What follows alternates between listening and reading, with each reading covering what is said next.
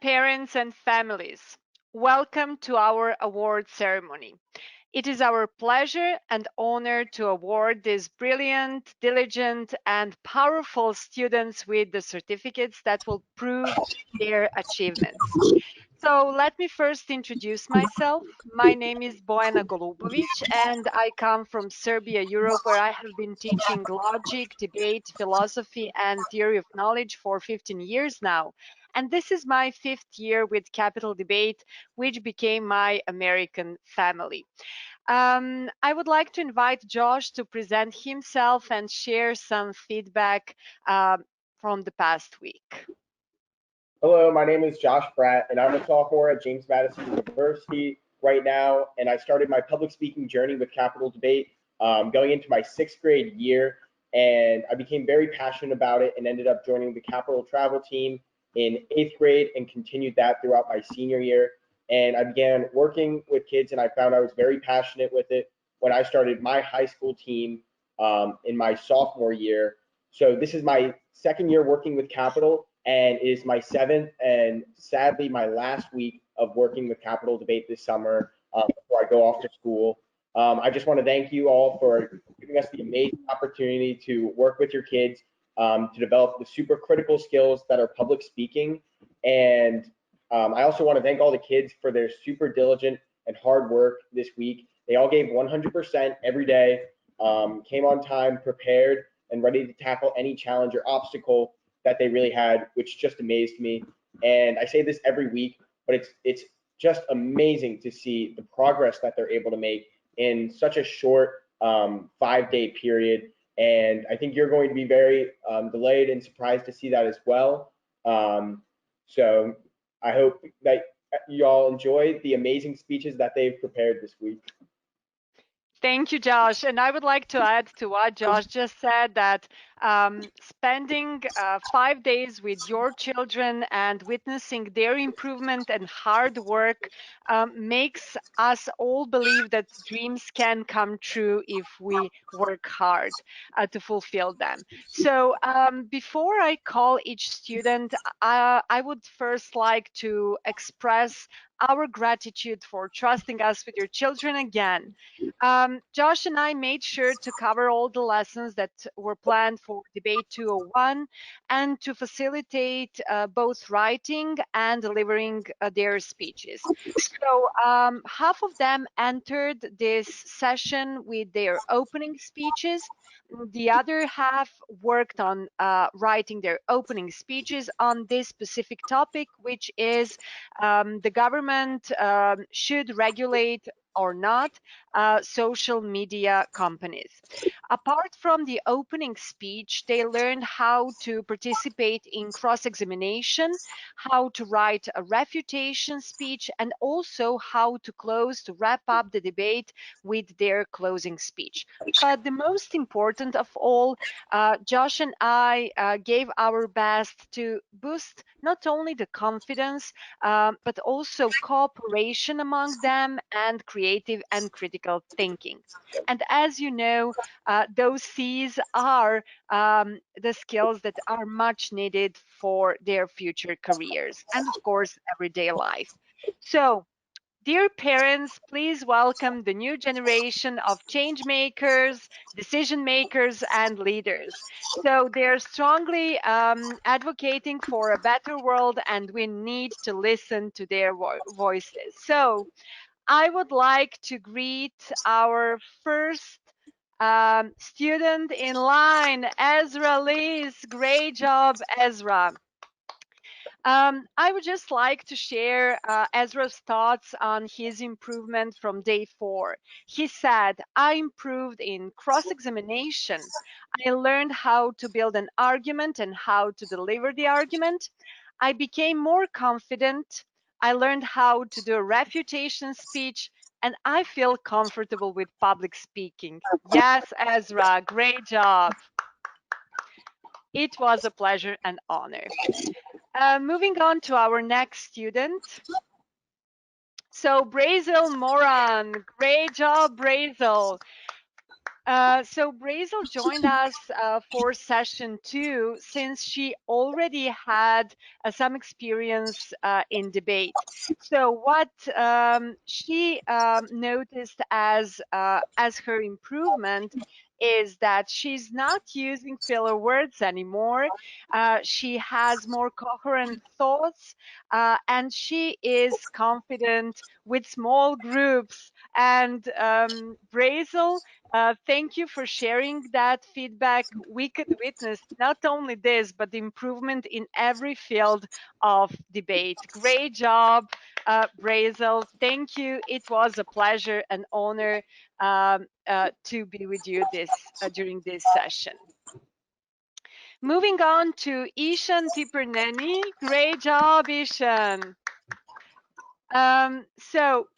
Ishan said that he built his confidence. He learned how to improve his body language, hand gestures, and how to emphasize the most important words.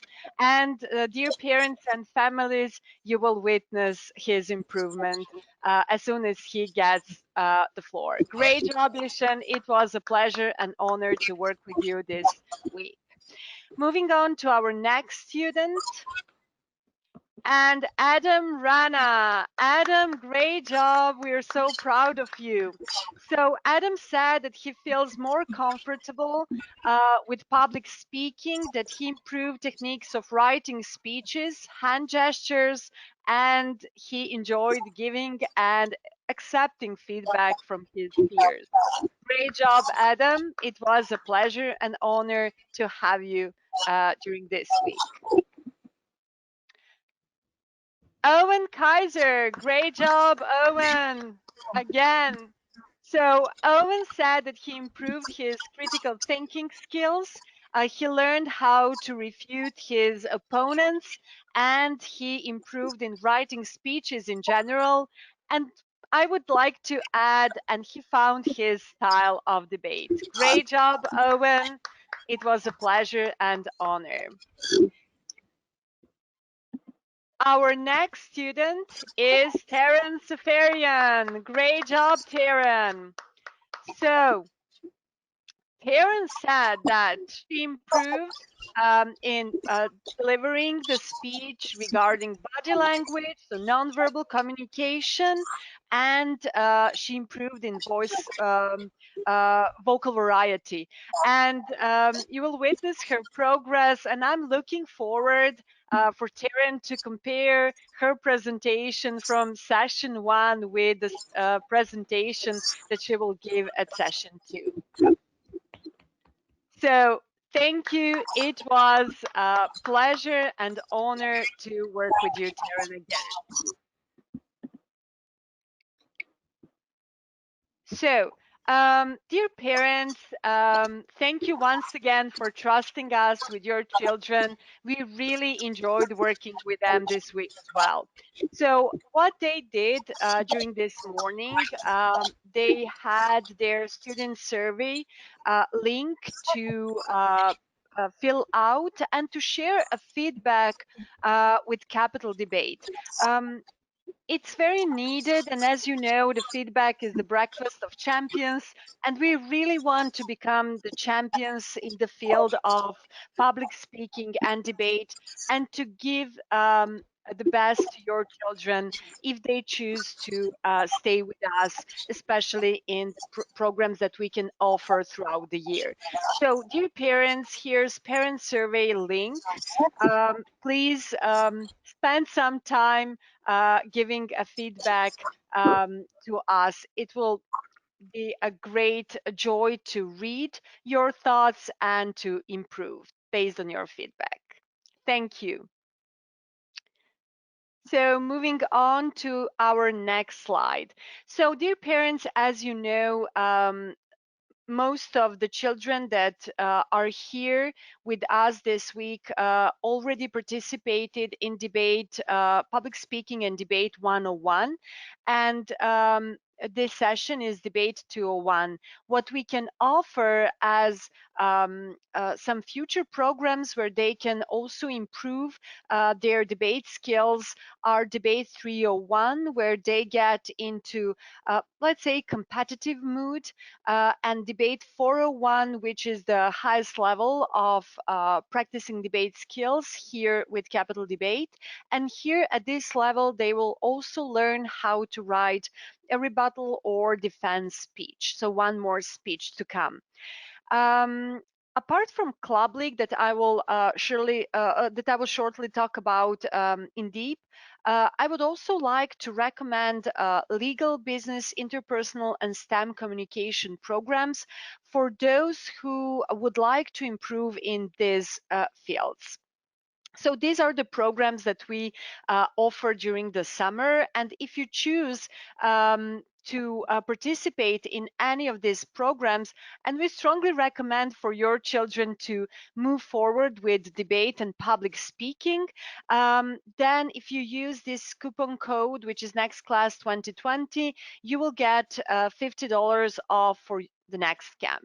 If you have any questions regarding the programs, this is the email address where you can send us suggestions or ask some questions, or just call us by using this number. And I would like to share information on Debate League that we offer throughout the year.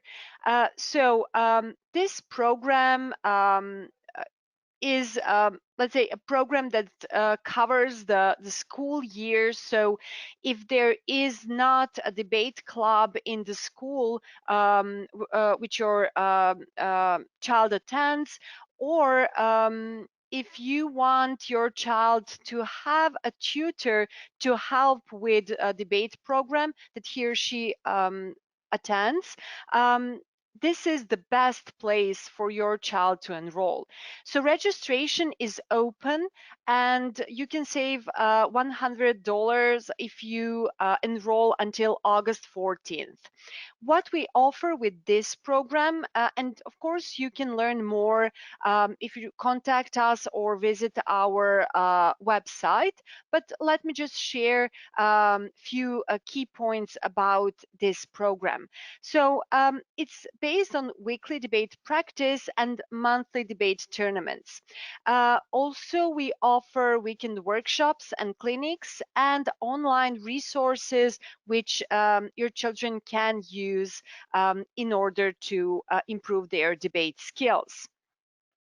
And if you feel that your child can profit not only from having a personal tutor, but also with teamwork, and that's what we recommend because it's all about developing collaboration skills and teamwork, this is also a great place to be. Thank you, Josh. So thank you, dear parents. And now I would like to announce our showcase.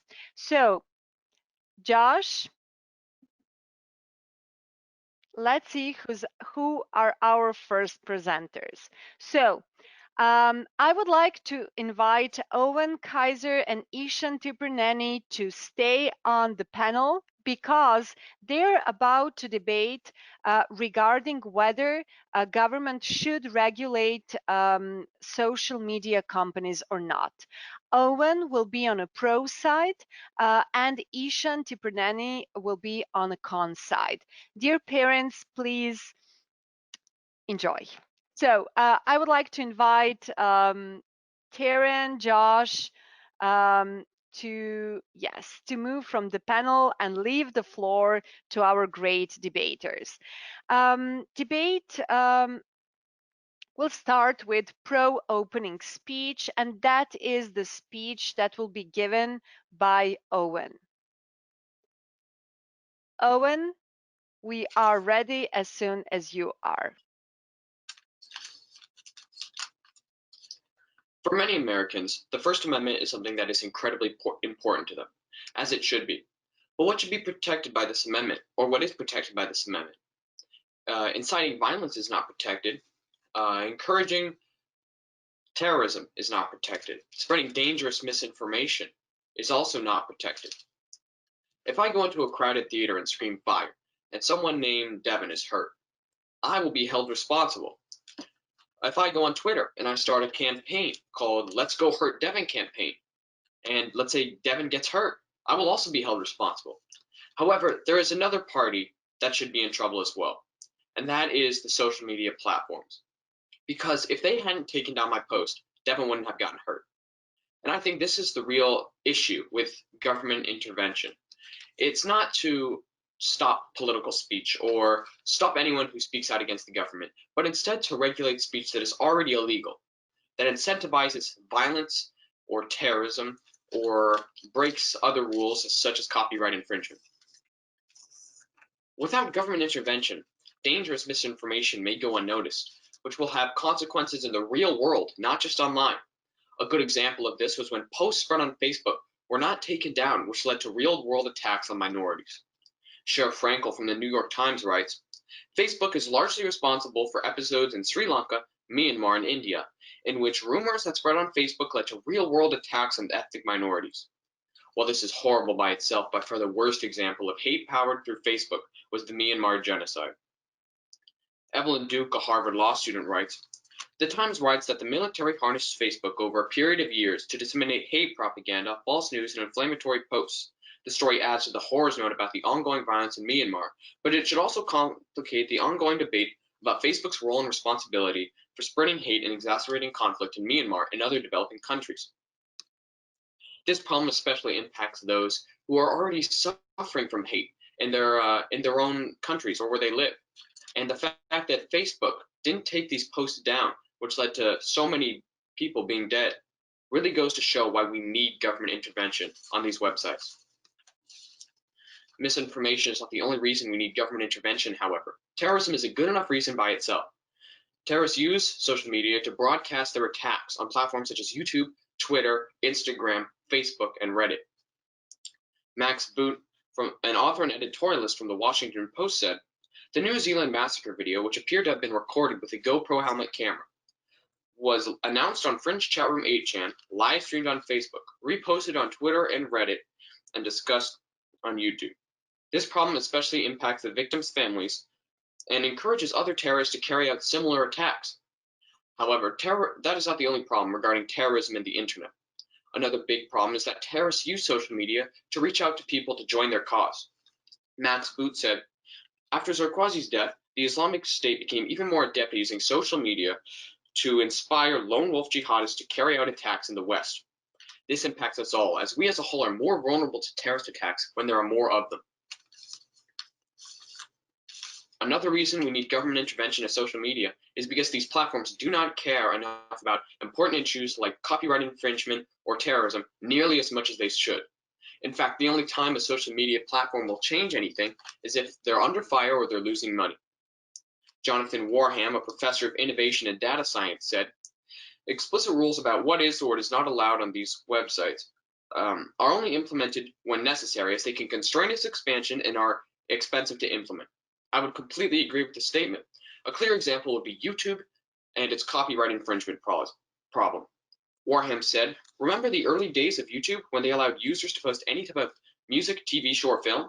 Only after significant threats from the media industry did the video streaming platform begin to impose restrictions on copyrighted material. This especially impacts musicians and companies such as Netflix or Hulu, who rely on people buying their content to stay afloat. And if YouTube took so long to create these new rules, and by that time so many people had already seen the content, it really proves that the government needs to step in and regulate these sites. What this argument is really about is freedom and how we see it. If we look at Germany or Canada, for example, we wouldn't consider these governments dictatorships or oppressive governments. However, they do have rules about what you can and can't say. For example, in Germany, you cannot spread Nazi propaganda, and in Canada, you cannot say hate speech. I believe this is pretty much how social media should be regulated. Of course, it can't be the same. We cannot ban hate speech because that would be an obvious violation of the First Amendment. But it goes to show that simply regulating speech, especially speech that's already illegal, will not limit anyone's freedom. It simply makes sure that everyone is safe.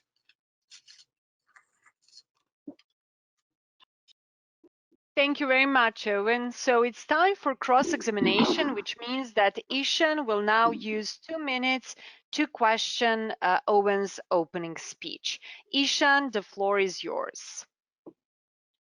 So when you talk about copyright and you say that companies only decide to change their policies when they're under fire, are you saying that no companies ever changed their policies when they weren't under fire and they truly believe that it was the right thing to do? I'm sorry. Can you clarify a bit? Yeah. So you in your in the end of your speech, you're talking about copyright and how that the companies only decide to change their policies when they're under fire. Have any companies like changed their policies in general that you know of? Well, sure. YouTube, of course, with its copyright, like I mentioned. I'm aware that Facebook did change its policy when it went under fire for what happened in Myanmar. Facebook also changed its policy regarding cyberbullying and hate speech, although I don't believe the government should regulate that. But I'm sure there are many examples of platforms regulating social media when they are under fire. All right, thank you. And then also, do you think the government needs to regulate social media if social media companies were able to regulate themselves?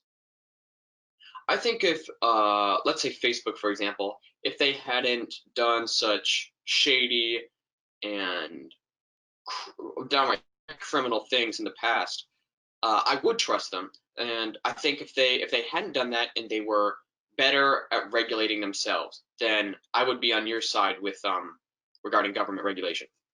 So to clarify, if social media companies had a good history with regulating themselves, you think that it would be appropriate for the government to not step in and have the social media companies be able to promote what they want on their platforms? Yes. All right, thank you.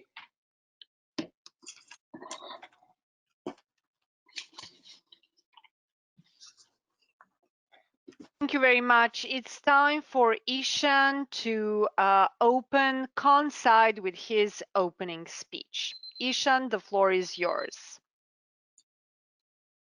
Would you want the government to take down a post you made that was anti-government because they didn't agree with what you were saying?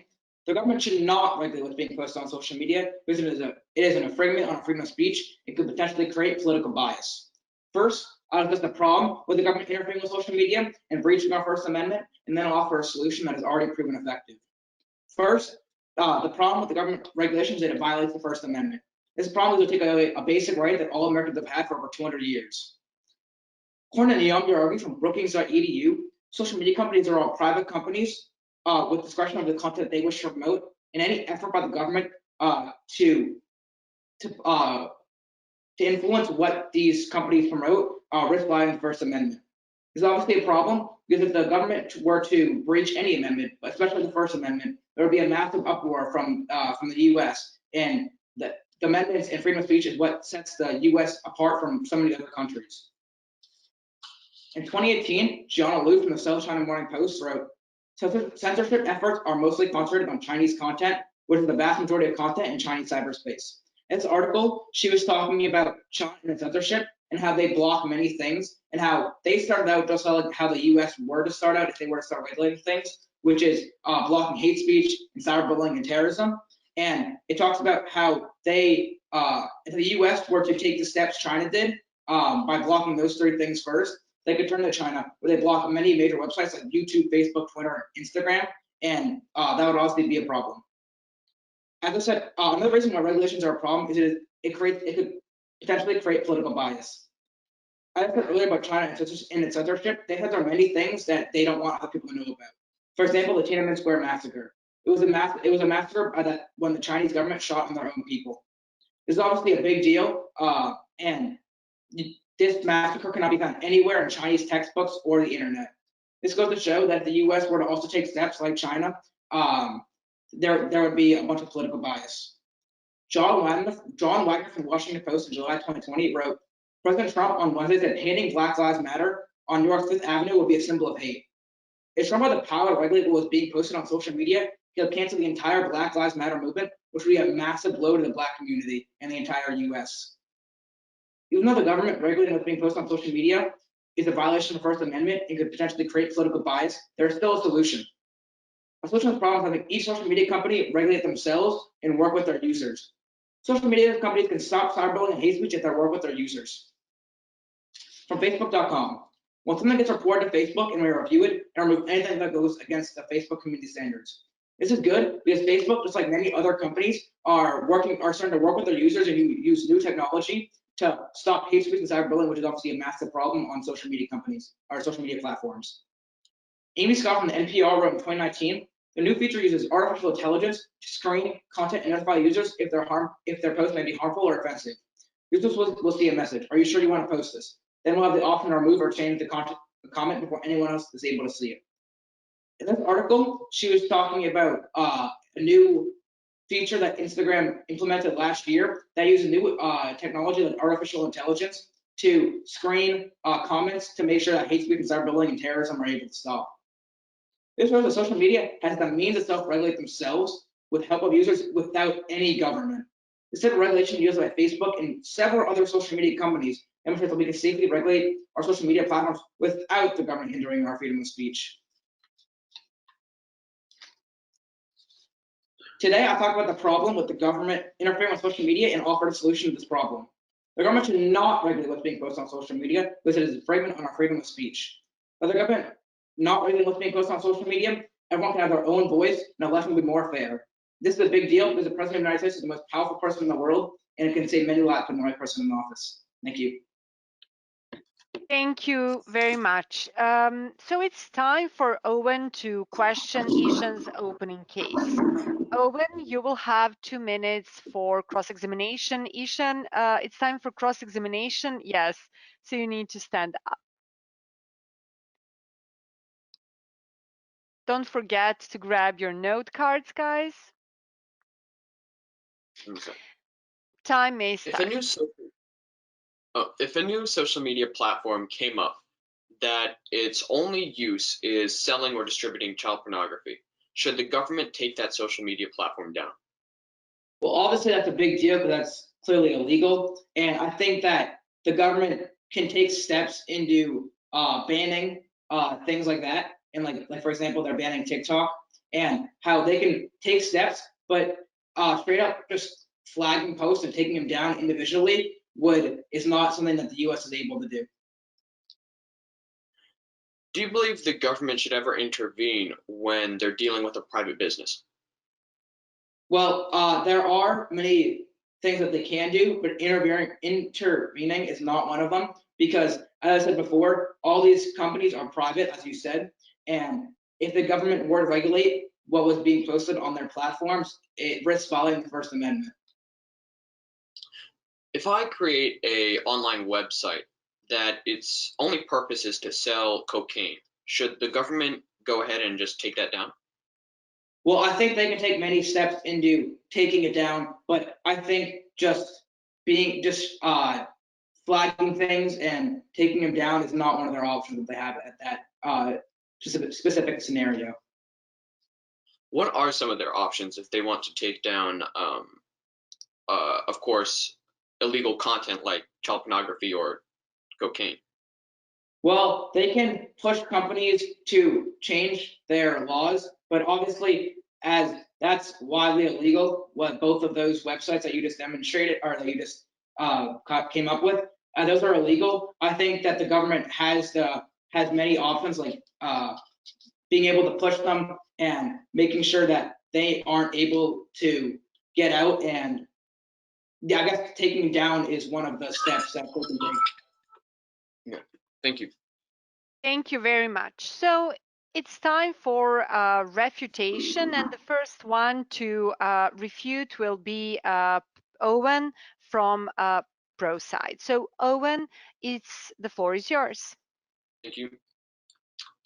My opponent has stated that social media regulation will create political bias, will violate the First Amendment, and that it's unnecessary as social media companies have a good enough grasp on their situation that they don't need government intervention. I will refute all of these claims, starting with the first one. A common argument against government intervention is that the government will censor everything that it doesn't like, or anything that goes against it, much like China. However, this is a false equivalency fallacy, as our government and China's government are in no way comparable. For example, we have protections here that Chinese citizens do not have. We may protest freely, we have free speech, we do not censor journalists. It is simply not the same thing when you're looking at American rights and Chinese rights. Another problem with this argument is that the way it's done in other countries, and the way I think it should be done, is a fine-based system where countries will fine companies like Facebook or Twitter if they don't take down hateful things within a certain amount of time.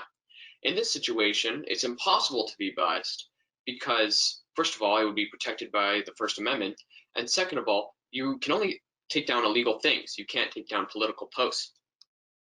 One example is Australia. From the BBC.com, Australia passed the Sharing of Abhorrent Violent Material Act in 2009, introducing criminal penalties for social media companies, possible jail sentences for tech executives up to 3 years, and financial penalties worth up to 10% of the company's global turnover. Another example would be Germany. Again, from the BBC.com, Germany's NetzDG law came into effect at the beginning of 2018. Individuals may be fined up to 5 million and companies up to 50 million. This forces social media companies to take down illegal things without implementing the government's or people's own bias. Most likely the most prevalent argument is the First Amendment argument.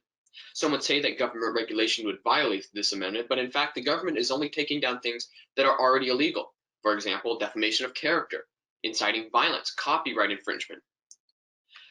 This also counters the political bias argument, as it would be impossible for the government to just go in and take down political posts that go against the government, as this would be a clear violation of the First Amendment. If our government imposes fines or regulations, it also doesn't give them the insane power to just destroy anything that goes against them. And it certainly wouldn't be left up to just one person to go in and decide what can be there and what can't. Finally, for the self-regulation rebuttal, relying on social media companies like Facebook to regulate themselves is a bit naive, as we've seen in the past regarding the Myanmar genocide, the 2016 election, and regarding YouTube, their copyright infringement problem. These companies aren't competent at regulating themselves. From Jason Weisbaum, a writer on business ethics, wrote for the Washington Post, the player currently at the center of the 2016 election story is Cambridge Analytica, the shadowy and unscrupulous conservative political consulting firm. With the cooperation of Facebook, Cambridge Analytica exploited the personal data of millions to boost Donald Trump's candidacy. Later, he also said, technology companies have always shown a willingness to consort to unsavory, if not downright evil, regimes for profit. A company that corrupted the 2016 election clearly does not have the moral compass we are looking for to govern itself. My opponent has stated that social media regulations will create govern itself. I'm sorry. Now, with all of my opponent's claims refuted, I have proven why the government must regulate social media. Thank you, Owen. It's time for Ishaan to refute. So, Ishaan, the floor is yours.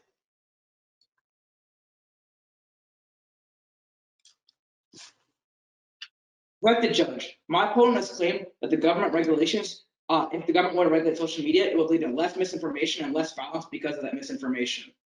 He has also claimed that social media companies can't regulate themselves, and that's why we need government interference. Finally, he claimed that terrorist broadcasts influence others to cause harm and current terrorists to create acts of violence, and that they also can use social media to recruit. First, government regulation of social media does not lead to less violence. According to news.un.org, in late 2017, they conducted 550 studies that led to no clear evidence social media leads to more violent behavior. These studies by the UN show that social media has no effect on real world violence, which therefore means if we were to regulate social media, it would not lead to any less violence.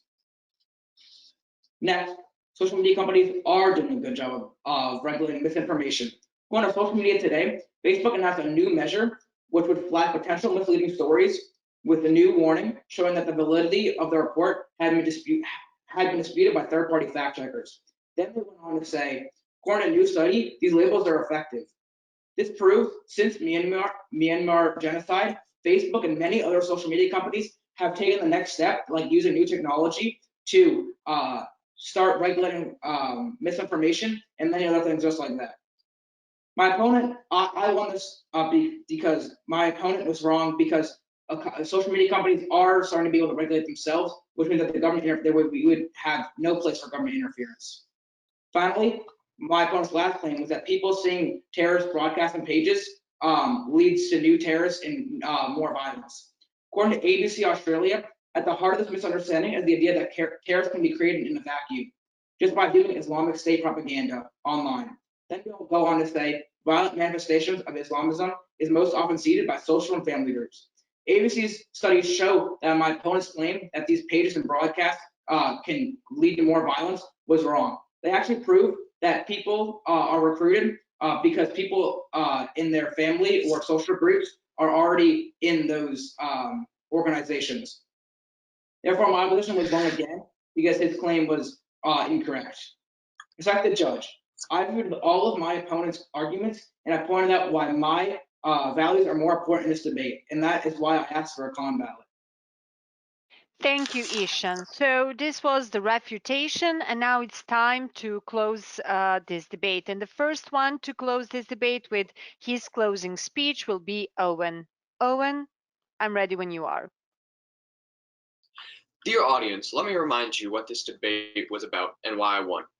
This debate was about the First Amendment, political bias, and whether or not these companies could regulate themselves. I won the First Amendment argument because I pointed out that simply banning things that are already illegal infringes no law that we have here in America.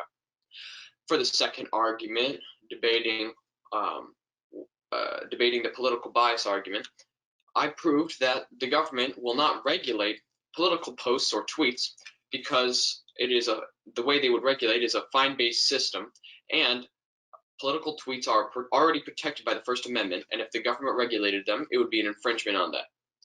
For the third argument, when we talked about whether or not these companies could regulate themselves, I pointed at companies like Facebook's shady history and shown how immoral these companies truly can be, and why these companies are not suited to regulate themselves. Dear audience, imagine a world where these social media companies are not held accountable. Imagine a world with more terrorism, more violence, all around a less safe world. Now imagine a world where these companies are held accountable, where there's less terrorism, less violence, a safer world. If this sounds better to you, please vote for me. Thank you, Owen. It's time for Ishaan to close this debate from his side. Ishaan, the floor is yours.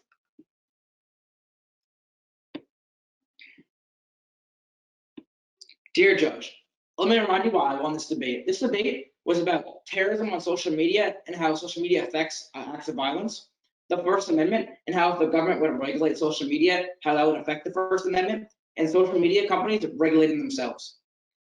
I won the first clash because I debunked my opponent's claim about terrorism, where these pages and broadcasts tell current terrorists to create acts of violence and recruit new ones. My proof was ABC Australia.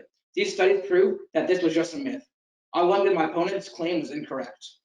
I won the second clash because my opponent claimed in his opening speech that the government should regulate hate speech and cyberbullying, but then claimed in his refutation speech that the government can't do this at all because they only can regulate illegal things. Therefore, my opponent agreed with me that if the government would regulate hate speech and cyberbullying, then we would breach the First Amendment, which would be a massive problem to the U.S. Therefore, I won the second clash because my opponent's claim was incorrect again.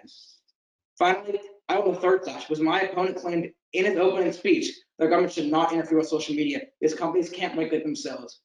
I proved this was incorrect because, as I mentioned previously in my refutation speech, social media today claim platforms use new tech like artificial intelligence to create a safer environment. My opponent was wrong again because companies can regulate themselves, which means there is no reason for government interference. Also, my opponent agreed with me that if social media companies can regulate themselves, then the government has no say in social media. Dear Judge, imagine a world where anything you post is flagged, and anyone who wants to use social media to grow their business or for joy just can't use it anymore because everything that they post or everything that is posted that they want to see is harmful.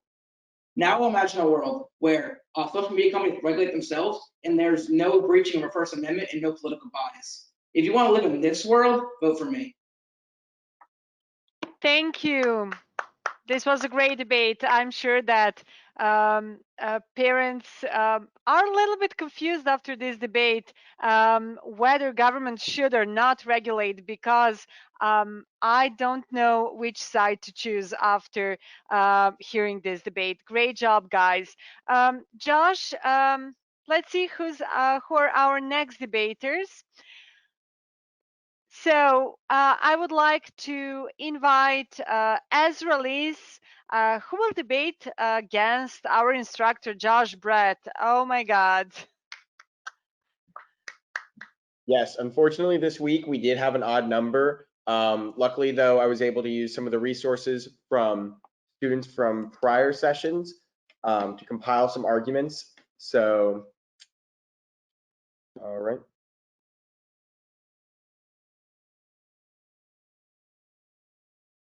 So guys, the floor is yours. Oh, Ezra, yeah, you need to unmute yourself. Ladies and gentlemen, over the last decade, our society's undergone a massive change. From 2008 to 2020, the percentage of Americans who use social media has skyrocketed from 10% to 79%. We must examine the effects of this new mode of communication as well as its dangers. 9 out of 10 children ages 13 to 17 use social media today, and children are, of course, especially vulnerable. There are over 500,000 predators online, and online safety is a very new topic many of them just do not know that much about. We need a reckoning. We need to reevaluate the responsibilities, both ethically and legally, of these corporations. Social media requires government regulation for the well-being of individuals and society. Social media requires government regulation because otherwise there will be no protection of a client's personal data online. There is no market incentive to protect them, so why would they? A good example is Facebook. Facebook weaponizes the user's information to target ads towards them. An NBC article found that the use of user information allowed the company to both outcompete their rivals and reward businesses for engaging in partnerships with them. As the Facebook empire grows, so too does the number of people with incredibly vulnerable data left open to them. With the purchase of Instagram, there are now 2.7 billion users who have their information open to Facebook. When platforms monetize our data without our consent or knowledge, they can manipulate us and profile us to their benefit. This includes advertisers and political campaigns. When there is a clear benefit from breaking a customer's privacy, of course the government must step in and protect their citizens. Social media compromises the integrity of our democracy, and therefore government regulation is absolutely necessary. Renowned political philosopher Noam Chomsky said that social media platforms are becoming, quote, major forces for undermining democracy. He pointed to the rise of power of Jair Bolsonaro, the Brazilian president. Bolsonaro used WhatsApp to spread a vicious misinformation campaign using right-wing populist rhetoric. According to the Harvard Kennedy School, not only did this allow for him to be elected, it also saturated the public discourse with blatant anti-science rhetoric, therefore validating those absolutely crazy points of view. In this country, we pride ourselves on our liberal democracy, this key idea that we choose who to elect. When this critical institution is undermined by these corporations, of course the government must step in. This is an integral part of our society. Without government regulation of social media, child pornography as well as pornography depicting sexual assault will continue to spread. Rose Colombo was only 14 years old when she was abducted. Visibly bleeding from a stab wound, she was sexually assaulted over a period of 12 hours on camera. Months later, trying to recover from an intensely traumatic incident, she found the video because her classmates had seen it. There were videos all over Pornhub of her assault. She emailed Pornhub and asked them to take it down because some of these videos had 400,000 views. Some of them were taken while she was unconscious. And They didn't respond at all. She told them she was underage and she told them this was unconsensual. It took her months. But after those months, she emailed them pretending to be a lawyer, and only then did they take the content down. Only when threatened with direct legal action. Clearly, these corporations act only in their own self-interest, which is understandable. That's what most corporations do. But we can't keep expecting them to act in a way that makes their clients safe. Therefore, the government must step in. We already limit freedom of speech in many ways for the general safety of the population. Defamation is illegal. Speech that incites violence is illegal. As the saying goes, your freedom to swing your fist ends where my nose begins. When it is so clear these corporations are undermining our democracy and our safety, we must absolutely call on the government to act. We must preserve our values and our well-being. Thank you. Thank you, Ezra. It's time for Josh to question your opening speech. Josh, as you know, you have 2 minutes to do that.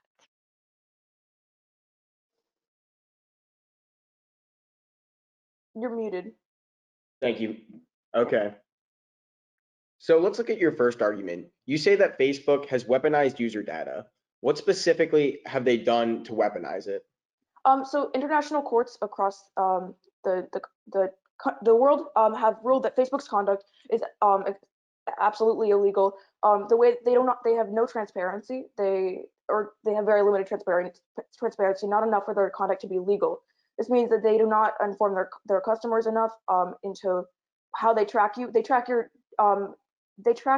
data as everything you do on the internet is completely open to them, and this was not made clear to their clients, and that's what I'm referring to. Okay, thank you. So the next issue I'd like to tackle is about your third argument. So the majority of child pornography, it comes from the black market in the dark web. Wouldn't it be better for the government to focus on the root cause of the issue rather than finding social media companies for the symptoms of the government's inadequate action? Right. So I don't know if I agree that the dark web is the root of this issue, but I want to be clear that Rose Columba is not a fringe incident. There was a 15-year-old girl who was verified by Pornhub and had done modeling shoots with the company. There have been 22 women who were found to have been sex trafficked by a verified account that was up for 8 years and had 6 million views. So I think that when something so mainstream is featuring like 6 million views of child pornography, that's clearly an issue and we need to step in. Sure. Okay. So let's look at a platform like Facebook, for example. If someone was to post child pornography out of the millions of posts every day, would Facebook then be fined for that if they didn't take it down within the day? My issues with Facebook are less about the child pornography. That doesn't seem to be a rampant issue, but the misinformation as well as the sort of violence inciting, I think, are both things that I would wish for the government to look into to protect the citizens. Yes. Thank you. Thank you. Thank you. So it's time for Josh to present his opening speech from Consite. Josh, the floor is yours. Thank you. Do you want your First Amendment rights stripped away by the government? Through social media regulation, the government could disregard your First Amendment right, and they could limit what you say on social media based on what they like or dislike. While there are many issues with government regulation of social media, the first one I will discuss is why it would give the government too much power to restrict speech. The government shouldn't regulate social media because then they would have too much power over the people and it could consequently infringe on your First Amendment right. Philip Napoli, a professor of public policy at Duke University, explains that any regulatory intervention can be used primarily as a political tool by the administration in power, which is exactly what these actions by the White House appear to be. Mr. Napoli is explaining that whenever the government regulates social media, they can use it as a political tool. If the government regulates social media, it could deny your rights as a free citizen by restricting your freedom of speech.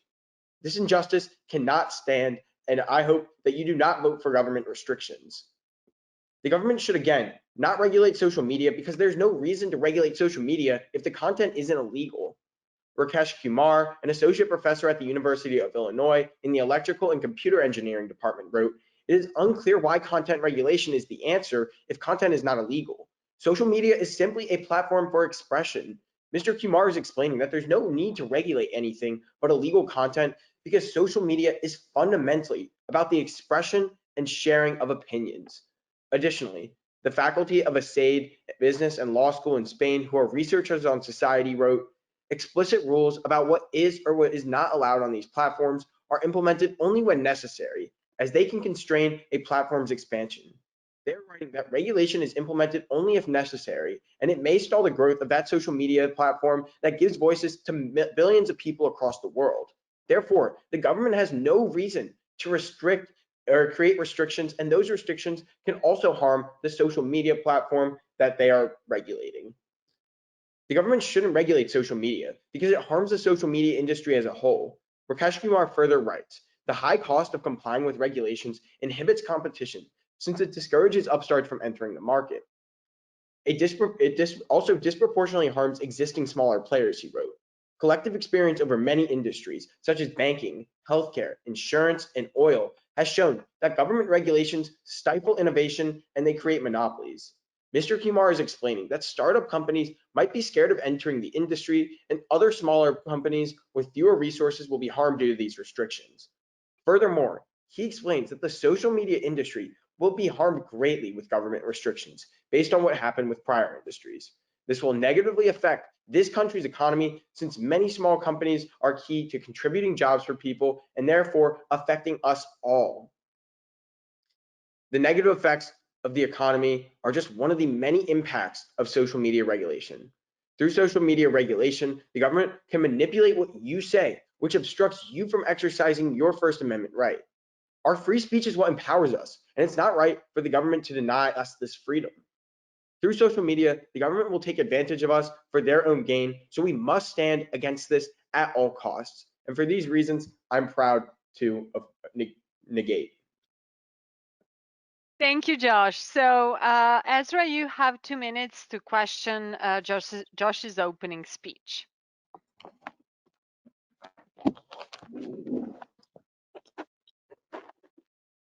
The article you're referencing by Philip Napoli, the expert that you cite, is specifically about the actions of the Trump administration. Do you agree with the expert that you cite that this is not necessarily a political tool, depending on how it's used, that there are bipartisan efforts that could be not used as a politically manipulative tool?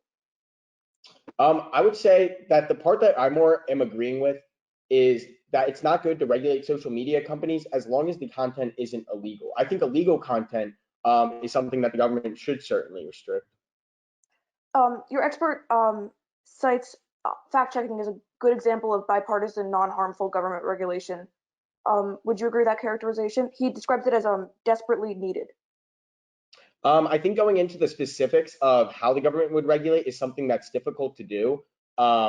So I would just still stand by the point that the government should continue to regulate speech that is illegal. And if you agree with the premise that we should regulate social media content that is illegal, would you then agree that there should be some kind of repercussion for these platforms if they continually host illegal content? Or So I would disagree with the characterization of these platforms that are hosting porn. Essentially, I don't believe that it's truth that these companies are intentionally trying to profit off of child pornography, because if they were, I do think they would be shut down very quickly since it's illegal, and also they would face legal actions like you discussed in your argument that would be very hefty. I don't see them as running like child pornography things. they have been described as experts as as like the largest sex trafficking format globally. I do wonder. I guess I'm not personally concerned with intent. If the effects are negative, do you not feel that if this is consistently an issue, something that should be addressed? Well, considering that it's really the only way to distribute porn, that's why I think it would be the capital of it. However, I don't see any I haven't seen any statistics that say that these companies are rampantly trying to boost the amounts because it's super profitable. Thank you very much. So it's time for refutation, and the first one to refute will be Ezra.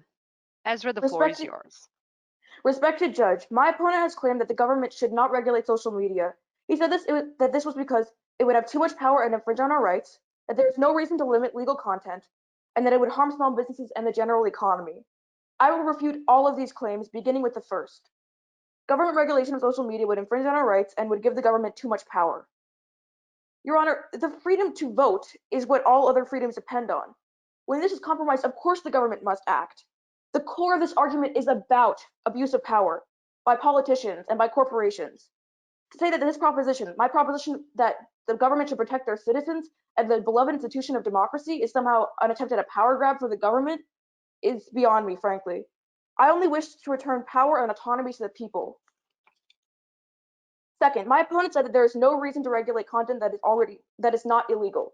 To which I say, okay, if you feel that way, then we should certainly agree that social media companies should be held accountable for the obviously illegal content on their platforms, which they profit from. For now, the more scandalous the content, the more aggressively these platforms will push it. This helps keep the users hooked. As you say, corporations will only intervene when it deems taking action, quote, necessary. When my opposition references this article, by the way, he quotes an article named Should the Government Regulate Social Media? The first word of this article, written by the expert, is yes. After the quote that my opponent cites, the author gives an example. Companies caving to legal pressure and threats of lawsuits and finally enforcing copyright law in order to avoid the lawsuit pressure. I want to be extremely clear here. When we say necessary, we mean profitable. These companies only enforce these guidelines when it's profitable for them. Lastly, my opponent argued that the regulation of social media would harm the economy. My opponent quotes journalist Rakesh Kumar saying, for a country that desperately needs more startups, innovation, entrepreneurship, and investment, social media regulations will discourage new investments. He is referring to India, not the US, despite how convincing that argument might seem. This is an article about India's social media laws and the analysis of India's economy. I don't feel that this is automatically applicable to the US. It has not been established that the regulatory measures I propose would be a harm to the economy, and if my opponent establishes this in his closing argument, I would absolutely maintain that the safety of our democracy and our citizens is more important than some fringe, niche potential damage to the economy.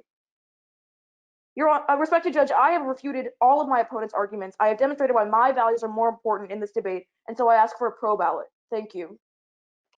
Thank you, Ezra. So it's time for Josh to refute Ezra's opening speech. Josh, the floor is yours.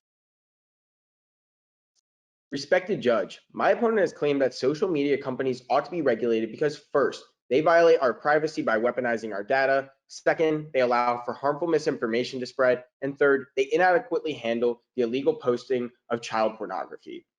I will refute them all, starting with the first one. My opponent's first claim is that social media companies have violated user privacy by weaponizing their personal data because they have no market incentive to protect it. Specifically, they cite the monetization of this data through hyper-targeted advertisements as the violation.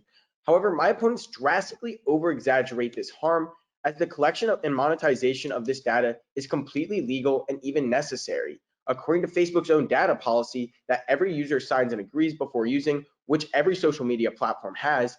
Quote, to provide Facebook's products, we must process information about you, and we use this information we have to deliver our products, including the personalized features and content for your news feed, Instagram stories, and ads. What this really means is that if I follow people and like pictures relating to skateboards and famous basketball players, I'm more likely to see advertisements and posts on my feed relating to that subject. This is important because without features like this, Facebook would never be able to keep the lights on, and it provides freedom of speech to people all across the world. And many businesses also rely on these advertisements to keep their lights on as well, so it would hurt many other people. Let's now examine my opponent's next claim. They argue that the spread of misinformation will compromise the integrity of our democracy. While I would agree that misinformation is an issue, government regulation is not a viable solution, especially when compared to the far superior solutions that advanced social media companies can provide. Misinformation comes from millions of users, some real, some fake, posting and spreading fake information. The issue is it spreads like wildfire and there aren't any clear solutions. However, Rakesh Kumar explains that by regulating social media companies, you intervene in the market and prevent innovation from taking place. Both the government and social media companies want to end this misinformation. The question is, who would solve it better? This is important because the most advanced and innovative companies in the world would be far better suited than the government to solve the problems that are being created on their platforms. Finally, my opponent argues that social media companies inadequately handle the posting of illegal pornography. The example that my opponent cites is surely horrific, and I would agree that this does require government regulation. However, we must emphasize the word illegal. According to the United States Justice Department, federal law prohibits production, distribution, importation, reception, or possession of any image of child pornography. And if you violate this, you can face severe penalties. This is important because the ball is already in the government's court. Affirming the resolution doesn't change anything. The vast majority of child pornography is also distributed through the black market and through the dark web, which does not involve social media companies. The government must solve the root rather than finding social media companies for symptoms that come from government's inadequate action in the first place. Dear Judge, I've refuted all of my opponent's arguments and have pointed out why my values are more important than theirs, and that is why I urge a calm ballot in this debate. Thank you. Thank you, Josh. So it's time to wrap up this debate, and the first one who will do that will be Ezra from the pro side giving his closing speech. Ezra, you may start. Dear Judge, let me remind you again why I win this debate. This debate was about the rights of individuals to their own information. It was about the role of government in protecting our democracy, and it was about the obligation of the government to protect our children. In the first clash, I win. My opponent characterizes the harvesting of information to be obtained with the full knowledge and consent of the users. I believe he also referred to it as legal. The issue is that multiple courts internationally have ruled Facebook's conduct to be entirely illegal because it did not sufficiently inform the users. In Belgium alone, they were fined for up to $124 million. Facebook bragged to investors they could manipulate depressed teenagers' emotional state into buying things they didn't need. I don't understand how my opponent could hand-wave this behavior as necessary or legal or even important. In the second clash, my opponent failed to demonstrate that social media platforms have done a good job self-policing. Facebook has facilitated murders, genocides, auctioning off of child brides. When do we stop pretending they deserve a second chance or a third chance or a fourth chance? Dear Judge, when do we decide that they have done enough damage and are actually profiting off this heinous conduct taking place on their platforms? I come out of the third clash winning. My opponent's rebuttal amounts to, quote, this is already illegal. And yes, that's true, but it seems my opposition has missed the point. Social media platforms profit from this content and push it on their users. Must they then not accept some responsibility? The government must intervene. These companies are getting money from this content, and child pornography is only getting easier to access. Dear Judge, I invite you to imagine the world as my opponent would have it. The safety of all the vulnerable sacrificed to preserve the profits of billion-dollar corporations. Our democracy rests in the hands of these profit-driven companies. Truth is inseparable from malicious propaganda.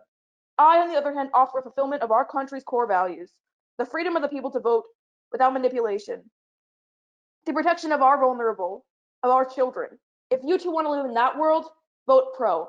Thank you. Woo! Thank you, guys. I'm sure that everyone enjoyed this debate as much as I did. Thank you. So, Josh, it's time for our next debate. So let's see who will present next. So, Taran Seferian on the pro side and Adam Rana on con side. Welcome. The floor is yours.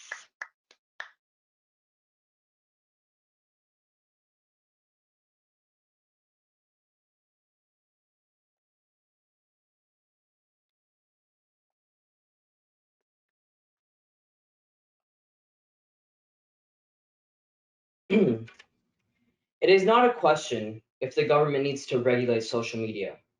The real question is how far regulation from the government on social media needs to go. Government intentions need to keep people safe and help maintain their rights. A governmental algorithm combining real men and technology promotes this and puts pressure on and removes inappropriate content. Safety should be a given in our society and should not have to be compromised. First, I'd like to talk about the issue of cyberbullying. Cyberbullying takes any form from mean messages to death threats. According to broadband research, in 2020, 36.5% of people feel cyberbullied. In the last 20 days, 17.4% of people claim they have felt cyberbullied. I would like now to read a story concerning a 17-year-old girl being cyberbullied on Facebook. There is a site right now on Facebook that is being called Calling All Hoes. That seems to be a place for people to write, for all the world to see, any hurtful or sick thought about anyone that they don't like. Facebook refuses to take the page down. I don't know what to do, and I feel that something needs to be done before we are hearing on the news about some poor kid who killed themselves over what's being written about them on this vile site. Help. Anyone know how we can begin the process of taking this Facebook page down? Cyberbullying is a huge problem in today's world, and to ignore it is unacceptable.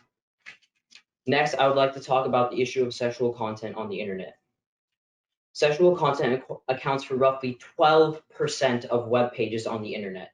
On a worldwide scale, their revenue of $34 billion surpasses that of ABC, NBC, and CBS combined. However, these companies have no incentive to take down the content without a strong power such as the government. Government pressure forces companies like these to take material down.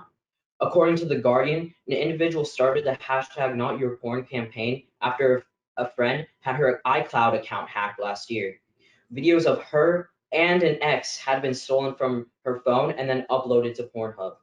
In 1 year, there were 42 billion visits to Pornhub and 6 million videos uploaded. To put that into context, that's 115 million visits per day, which Pornhub points out it's the equivalent of the populations of Canada, Australia, Poland, and the Netherlands. This unmoral and unethical content being displayed is unacceptable and hurts the health of individuals and relationships, and the government is the only way to prevent it. Next, and finally, I would like to talk about the issue of terrorism on social media.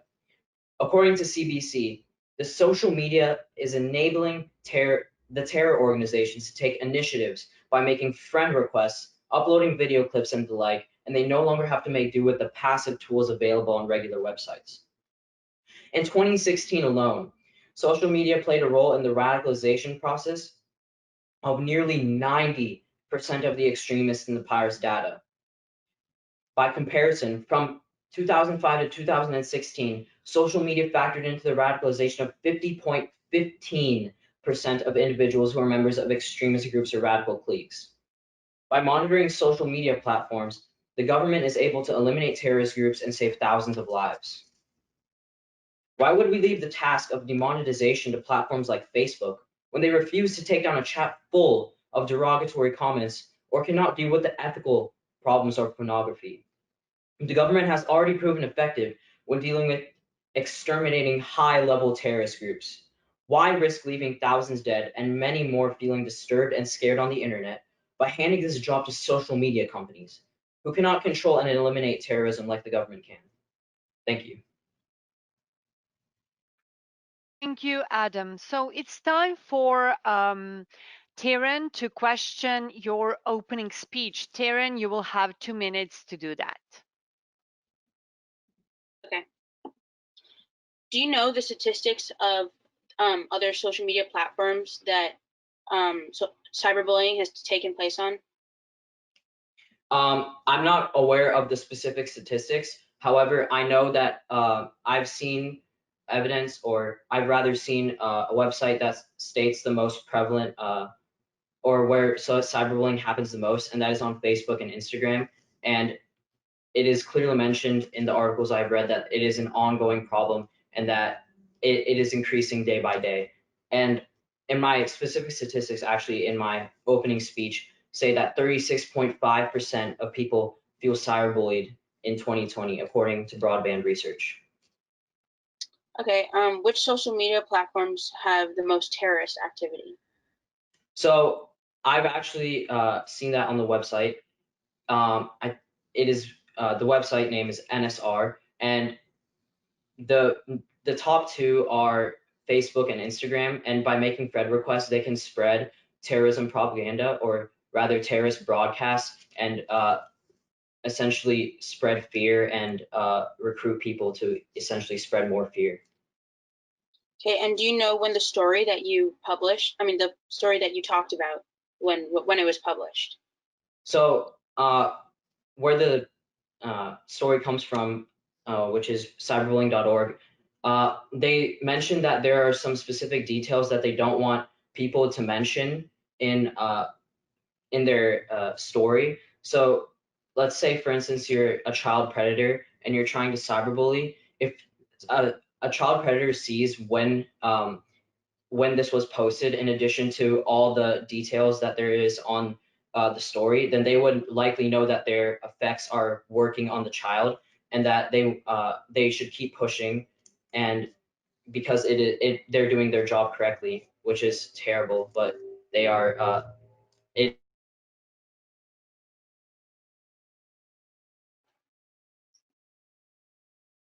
Time's up. Adam, can you hear us?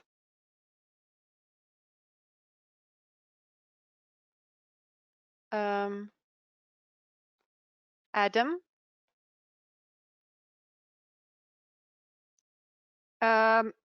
Okay, Josh, would you recommend that we continue with Taran's opening speech? Yeah, Adam, you're here. Good.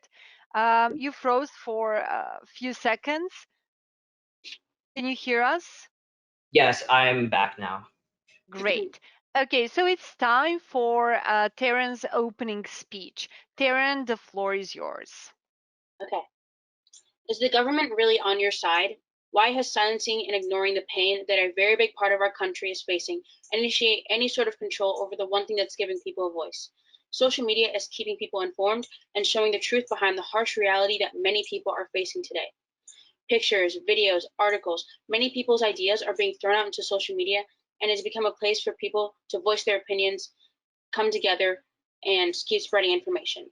Letting the government take control of this would infringe on your basic human rights, silence, alter, and discredit what people are seeing, saying, and believing through political manipulation. Letting the government take control of social media infringes on we the people's basic rights to freedom of speech and privacy. Because social media has been made into something that the people in this country and all around the world can refer to when spreading information and educating others.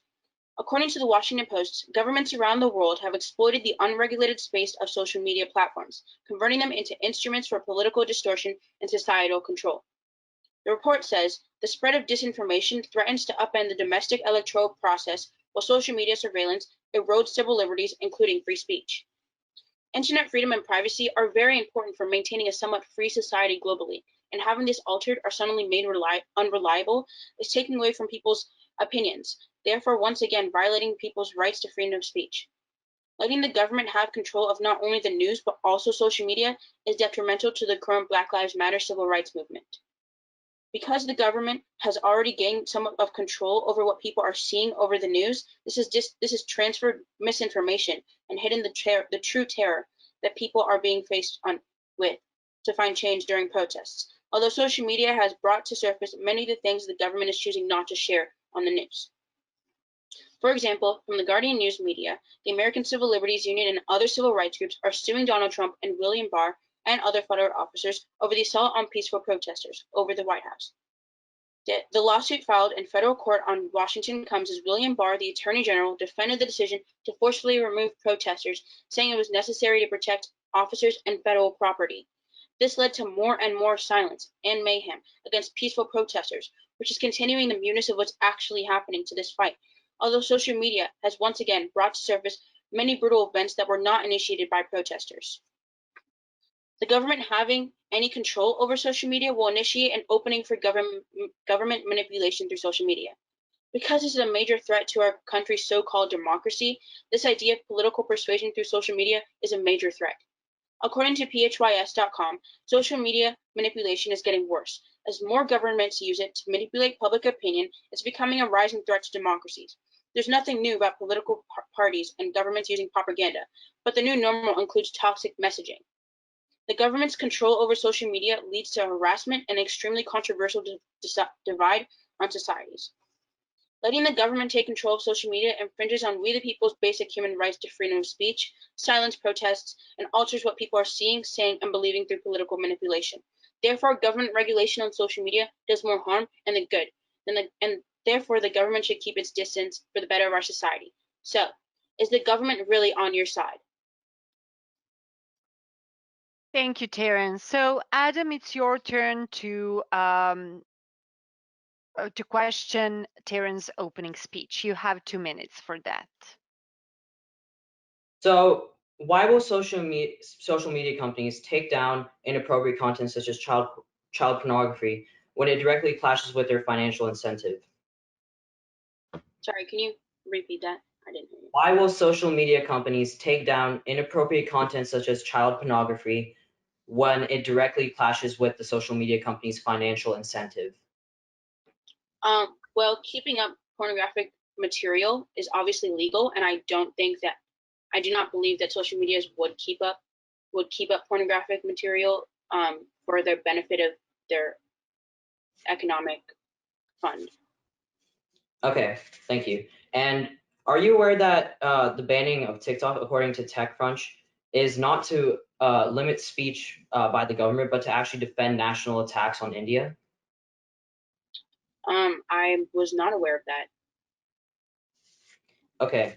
And you have mentioned that the government would be detrimental to the Black Lives Matter movement. However, the tear gas actually could have, there were instances of in the movement that people were having or robbing big stores such as Macy's or attacking or inciting a lot of violence during the protests. So would you say it would be fair to, or would you agree that the tear gas could potentially lead to having that removed or prevent violence in protests? Well, the violence that you're talking about definitely did happen, but there's also been a lot of peaceful protesters who have not caused any violence, and they have been tear gassed and hurt, even though they were not being violent. And the news and the government has chosen to hide that and portray to everyone that everyone's being violent, and that has manipulated people's opinions on what's actually happening. Okay, thank you. Thank you. So it's time for refutation. So Adam, the floor is yours. You are the one who will share his refutation speech first. Thank you.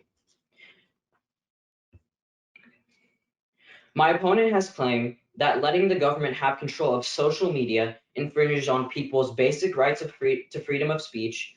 The government controlling social media would be detrimental to the Black Lives Matter movement, and that the government could initiate greater political manipulation if in control of social media platforms.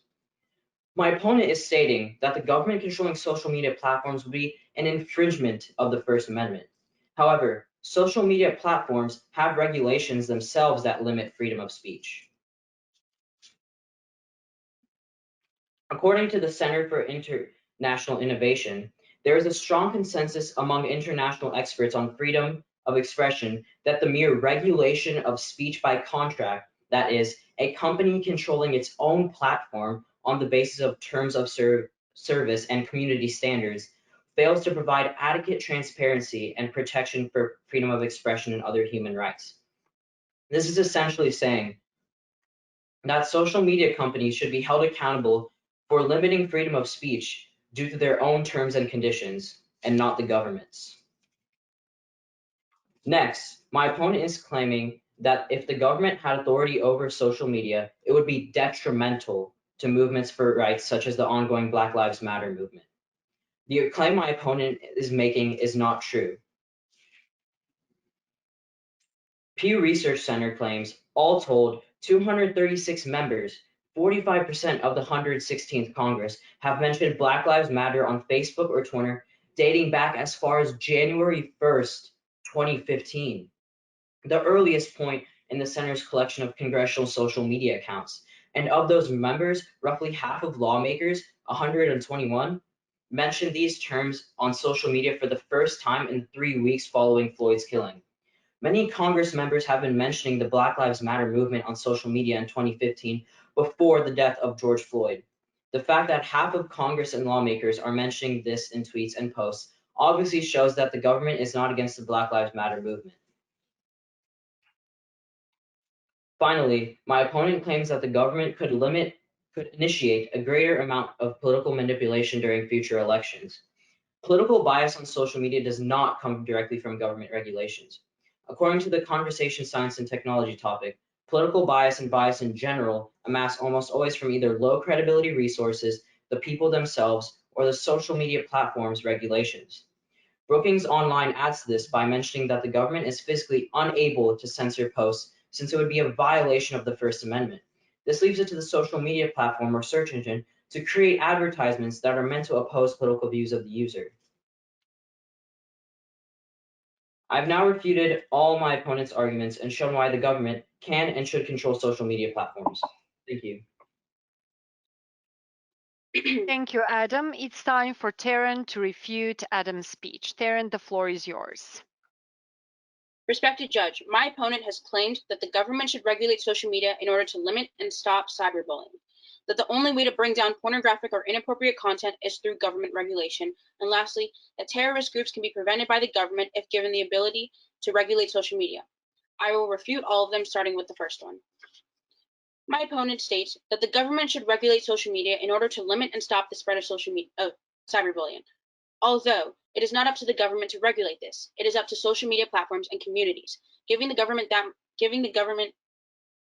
government take control of this is giving the government too much power. For example, according to Cato.org, preventing harms caused by fake news or hate speech lies well beyond the jurisdiction of the government. Tech firms appear determined to deal with such harms, leaving little for the government to do. Therefore, government regulation on social media to prevent cyberbullying is unnecessary.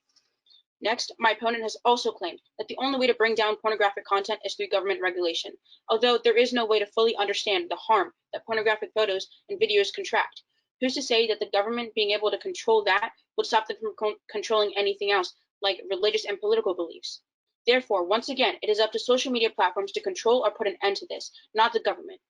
For instance, according to BradenTimes.com, Facebook responded by creating more clearly defined user policies, as well as implementing a system by which users could report content they believed violated the policies, initiating a review process. It also began allowing users to click on small information icons in news stories that provide information on the publication of websites, hosting an article being shared, particularly if it relates to issues of national importance. Therefore, social media companies have improved their safety policies in order to prevent inappropriate content from spreading. Lastly, my opponent states that terrorist groups can be prevented by the government if they were given the ability to regulate social media. Although the chance of the government interfering with people's privacy and freedom of speech is also very likely.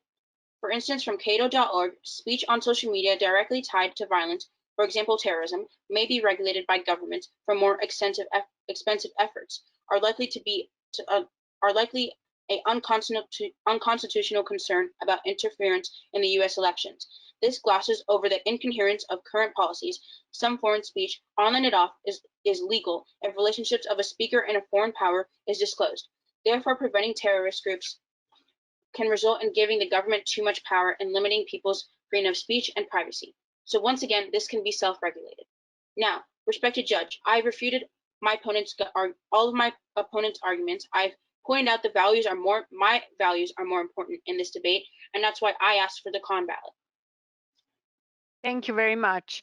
So it's time to wrap up this debate, and the first one who will give a closing speech will be Adam. Adam, I'm ready when you are.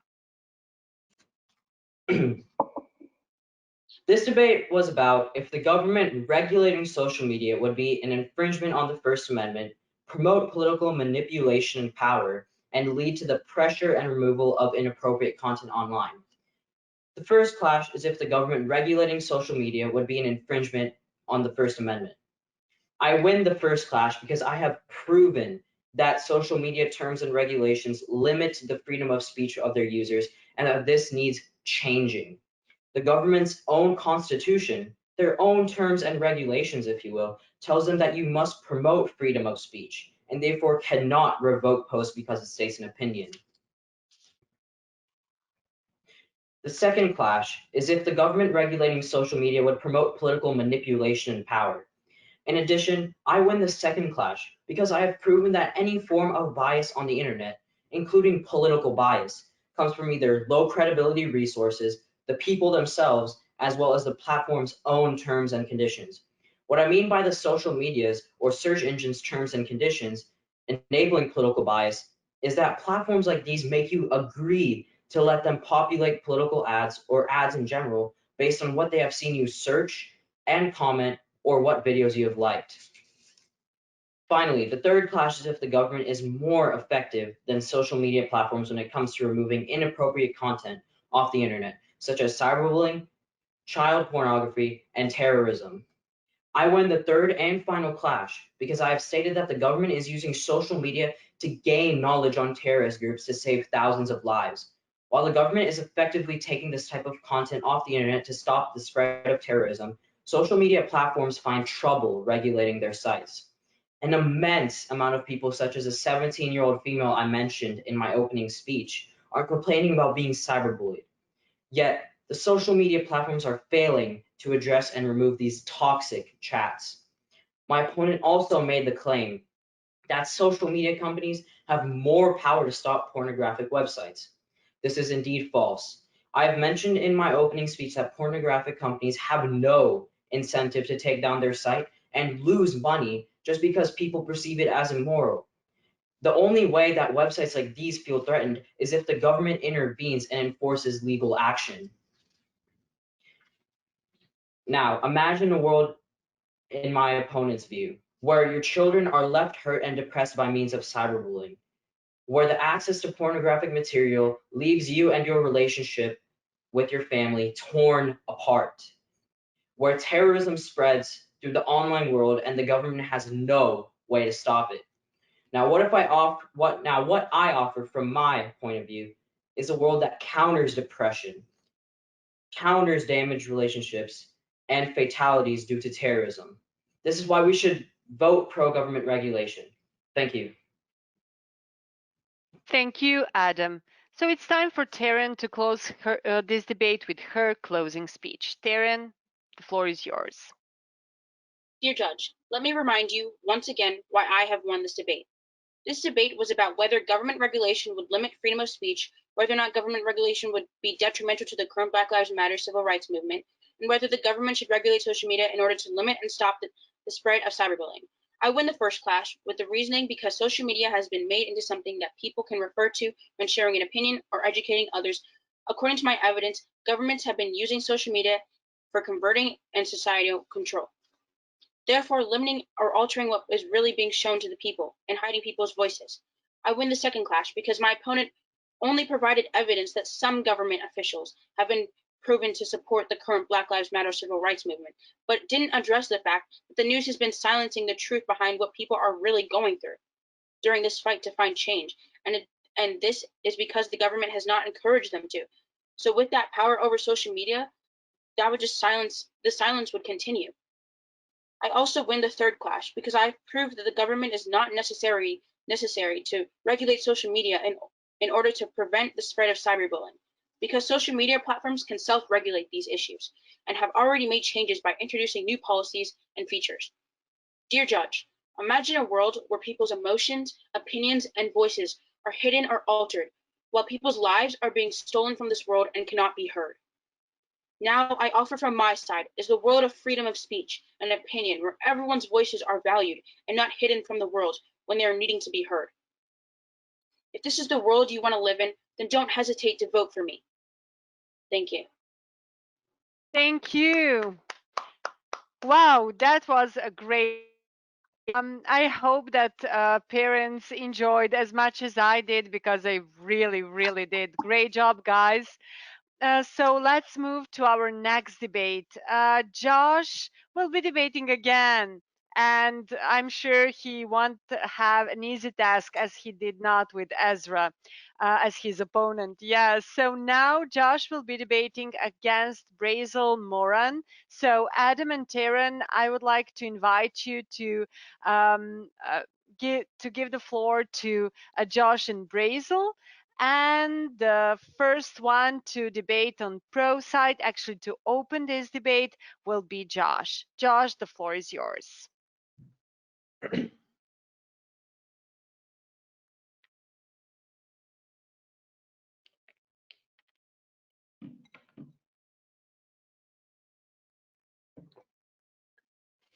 More than 60% of teens who experienced cyberbullying stated that cyberbullying immensely affected their ability to feel safe and learn at school, according to Hinduja in 2018. Cyberbullying is the norm on the internet nowadays because you can do it freely and anonymously, and most of the time, the offender can get away with it. Kids have more freedom than any generation before, and the consequences can be harsh and can lead to low self-esteem, depression, anxiety, and in some cases, even suicide. Private companies have proven to be inefficient in monitoring their own social media platforms. So, the only way to end the problem of cybercrimes is to let the government regulate social media. Technology has progressed to a stage that everyone is one click away from joining a social media platform. However, with free and easy access to social media, there are many downsides. The government should be able to moderate social media because social media usage can lead to and encourage suicide attempts. Private companies cannot be trusted with the well-being of its consumers, so the government must intervene to protect the common good. The reason why social media is a breeding ground for people who attempt suicide is because of the high rates of cyberbullying, harassment, and suicide pacts that happen almost anonymously. According to David D. Luxton, PhD, surveys that between 2004 and 2010 that were compiled show that the number of victims of cyberbullying ranged from 20.8% to 40.6%. Furthermore, the major conglomerate Hinduja and author Patchen gave a survey to 2,000 middle school children. Those who were victims of cyberbullying were 2 times more likely to attempt suicide. In 2008, Japan experienced 220 cases of suicide attempts using hydrogen sulfide gas method that had been going around on a private chat room. Private companies will not do enough to prevent self-harm and suicide from getting a platform. Their inaction shows that the government must have regulation of social media to promote the common good of the people. Social media also has a linear association with depression and anxiety with teens and young adults. Therefore, the government should intervene and regulate the age group that can and can't use social media for the well-being of the U.S. citizens. In a U.S. nationwide survey, 1,787 people between the ages of 19 and 32 were given a depression and anxiety test. The people who use 0 to 2 social media platforms were less depressed in the category when compared to those who use 7 to 11 social media platforms. In a U.S. national survey, over 500,000 8th to 12th graders were showing a 33% increase in depressive symptoms. In 2007, smartphones were first introduced, and by 2015, 92% of teens and young adults had a smartphone. The depressive symptoms correlate almost exactly with the expanding smartphone use in teenagers. Between 2010 and 2015, the counseling centers in high schools and colleges experienced a 30% increase in visits. We urgently need the government to intervene to save a generation of young adults and teens from suffering long-term depression and anxiety. Social media makes it easier for minors to also send explicit photos of themselves and others, which leads to detrimental effects on mental health and leads to unexpected consequences. When a minor sends an explicit image to another person, they can be charged with distribution of child pornography. Unwilling participants are those who are photographed without their consent. The person who has taken the picture can be charged with production or distribution of child pornography. Not only is sexting and sending explicit images detrimental to one's legal record, but in a study by Mitchell K.J. in 2012, it showed that teenagers who sexted were 7 times more likely to be sexually active. This puts them at high risk for unintentional pregnancies, STDs, and HIV. Social media companies are inefficient when it comes to taking down and preventing child pornography, thus proving that the effective way to combat these actions is to increase government regulation on social media. Distribution of child pornography is just one of many consequences that comes with the use of social media. The government must intervene to make sure that these consequences can be reduced in number because private companies do not care about the well-being of their consumers. We must allow the government to protect future generations from a lifetime of consequences and issues, and that is why I am proud to affirm. Thank you, Josh. So, Brassil, it's your turn to question Josh's opening speech. You have 2 minutes.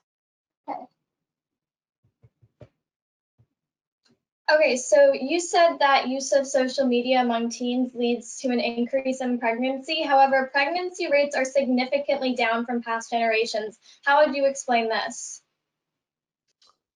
Well, correlation doesn't or there might not necessarily be causation in this specific instance. There could be other factors at play, such as better education. However, there is no doubt that it's easier to send explicit images and that these risks do arise from that. Okay, so given the international nature of social media and the internet, what is stopping people from teenagers to child predators from easily getting around any regulations that the government puts in place with using systems like a VPN? Sure. While it is possible that they are going to get around these barriers, I don't believe that that means that there should be no barriers in the first place. If we use that mindset for everything, then we wouldn't create any rules because we're worried about people breaking them. Okay, and then why do you think that the government needs to create legislation around social media instead of simply pressuring companies to create internal change? Unfortunately, I think that social media companies have flawed financial incentives and business models in general. Their algorithms cannot differentiate between things that they should and shouldn't profit off of, which means that the most controversial topics can actually end up making these companies the most money, which is why pressure alone won't work when there are financial incentives at play. Okay, and you talked about child pornography. So child pornography is already illegal in the US. What more can the government reasonably do to stop the spread of it? So I think the issue is right now is that children can be held accountable for these issues. I think that these companies need to be held more accountable if they cannot reasonably handle these issues. And as we've seen, there have been many issues with child pornography that we've talked about today, with kids being exposed and being on the internet for too long. Okay, thank you. Yep, thank you. Thank you. So it's time for Brassil to share her opening speech. Brassil, the floor is yours. On Friday, July 31st, President Trump announced that he would be banning TikTok due to the app's ties with China. While many were quick to notice that this was probably because teens had been using the app to bully his campaign, it led to the question, can he do this? Can the federal government do this? The rise of social media has been one of the trademarks of the 21st century, with there being over 3.6 billion social media users worldwide, almost half of the global population. And as the average age of users gets younger and younger, social media has also led to the rise of fake news and inappropriate content being spread around the world in nanoseconds. However, it is not the job nor the duty of the federal government to create legislation to regulate social media because it is an infringement of the First Amendment, because social media companies already do self-regulate, and because any regulations in the United States would not work. The government regulating social media is a direct infringement of our First Amendment rights. The First Amendment reads, Congress shall make no law abridging the freedom of speech. If the government were to create legislation about what American citizens can and cannot post on social media, that would be a direct infringement of this right.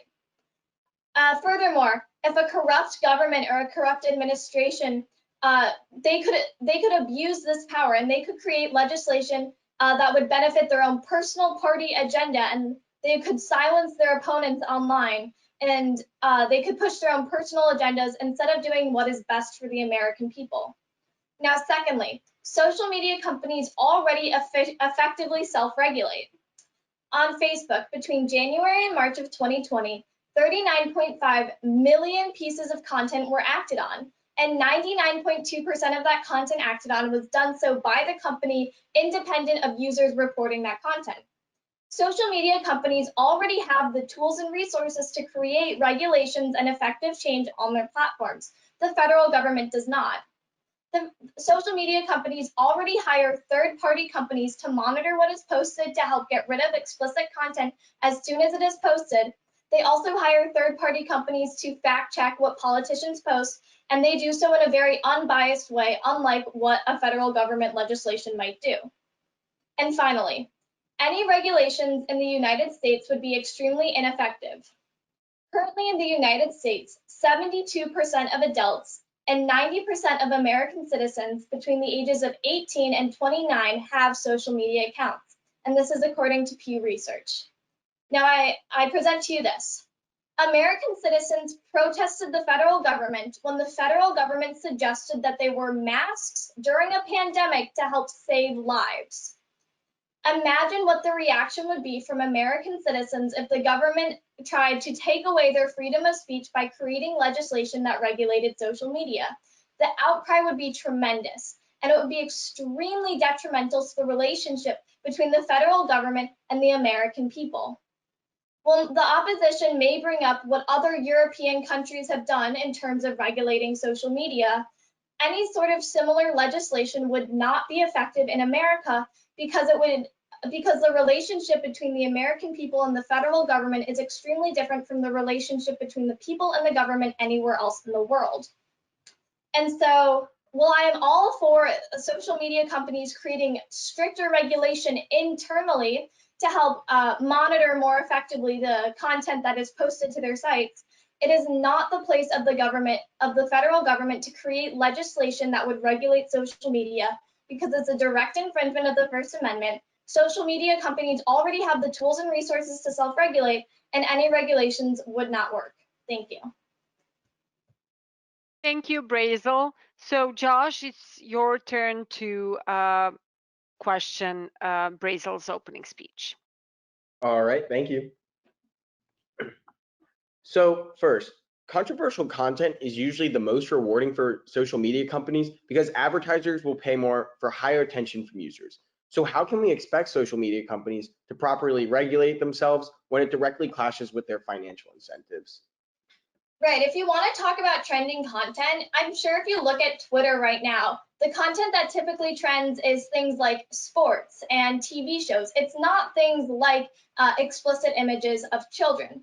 Plus, if any sort of political content is trending, Twitter and all other social media platforms already hire unbiased third-party companies to help fact check what is posted to their sites to make sure it's as accurate as possible.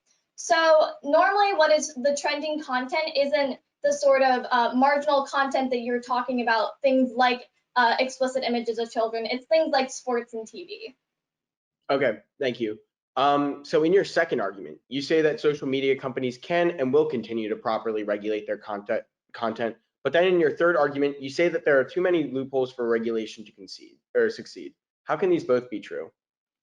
Right, well, social media companies operate at an international level, whereas the federal government operates at a national level. So any sort of regulations put in place by social media companies will be worldwide, international, whereas any sort of regulation put in by the federal government will only apply to American citizens. So there's very little stopping American citizens from, say, getting a VPN, changing their IP address, and saying they're anywhere in the world and getting around any sort of federal or national regulations. Okay, thank you. And in your first argument, you say that the government will violate the First Amendment. However, social media companies have actually recently began censoring unpopular posts. Why is the government a larger threat than these social media companies?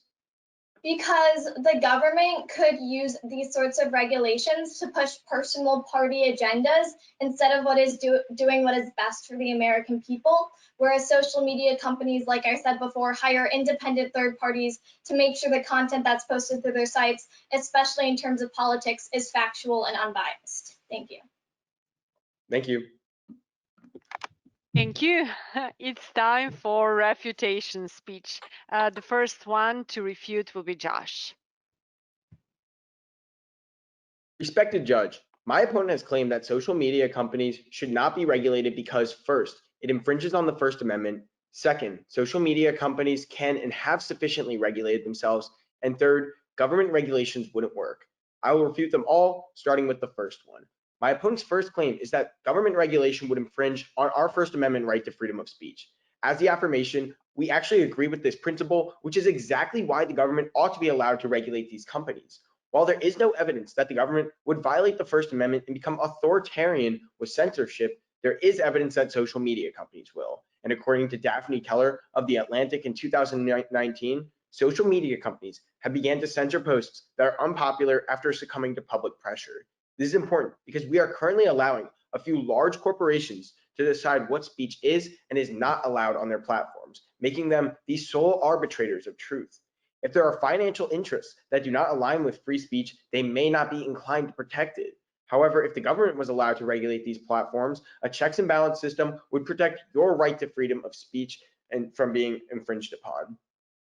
My opponent's second claim is that social media companies can and have sufficiently regulated themselves. In reality, though, these companies have chosen profit over proper regulation because of flawed financial incentives. According to Caleb Litaro in 2018 of Forbes, Quote, their ad-supported ecosystems do not distinguish between profiting from legitimate and legal activity from horrific and illegal content. Social media platforms earn a profit from terrorism propaganda and recruiting, human trafficking, genocide, hate speech, sexism, racism, suicide, bullying, and all other forms of unimaginable horrific activity.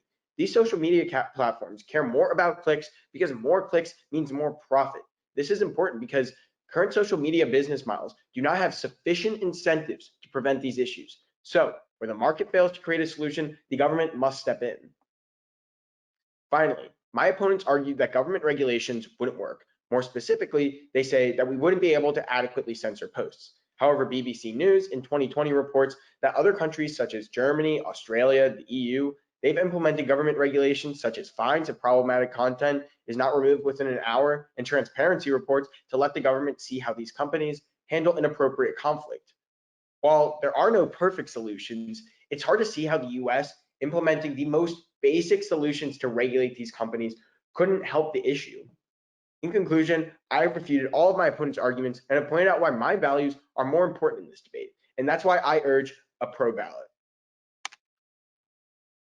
Thank you, Josh. So it's time for Brassil to do her refutation speech. Brassil, the floor is yours.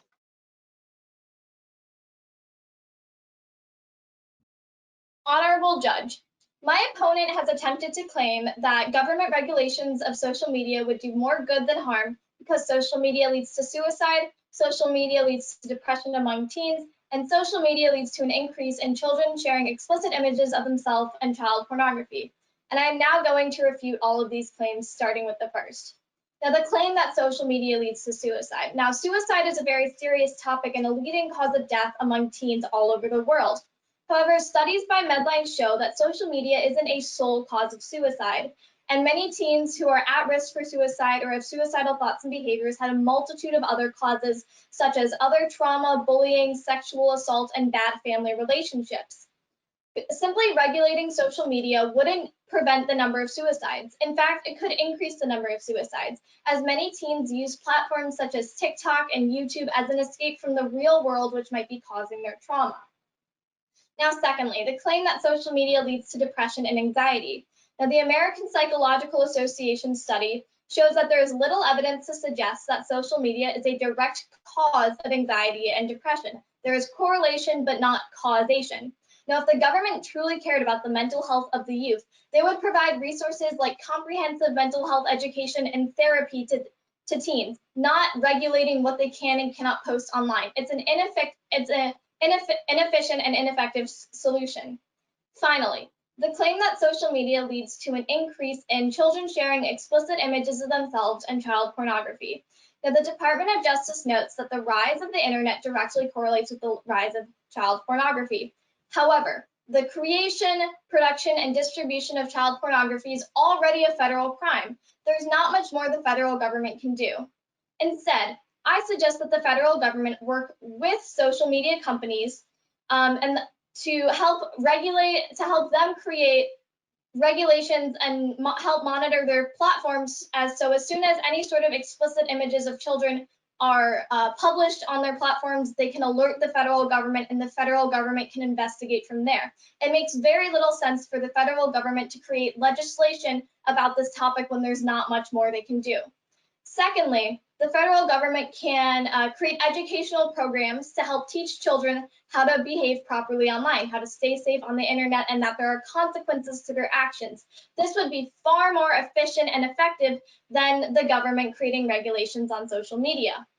And as you can see, I have thoroughly refuted all of my opponent's claims that social media leads to suicide, that social media leads to depression, and that social media leads to an increase in children sharing explicit images of themselves. I have shown you why my values, that government regulations of social media are an infringement of the First Amendment, that social media companies already self-regulate, and that any social media regulations would be ineffective in the United States. I have shown why my values are more important than my opponent and why you must vote for a con ballot. Thank you. Thank you, Brassil. And Boka's electricity has gone out, so whenever you're ready, you are good to give that closing speech. Thank you. Honorable judge and attendees, allow me to remind you why I have won this debate today. The debate about whether the government should regulate social media in the United States.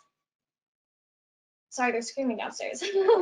Firstly, I have shown that social media companies already effectively self-regulate, and that any sort of government regulation of social media would be ineffective because they do not have the same tools and resources that social media companies already have.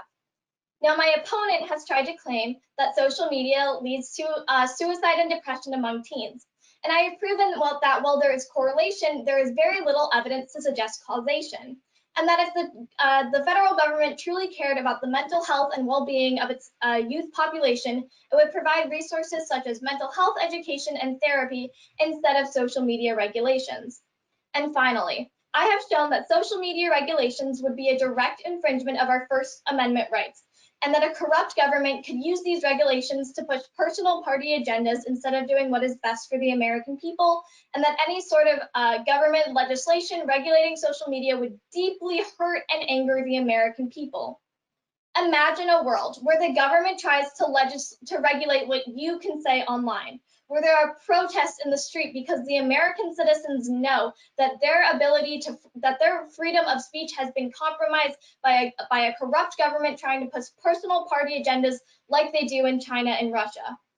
Imagine a world where the government takes away the teens' only source of escape from a traumatic world, and that leads to an increase in teen suicide and depression.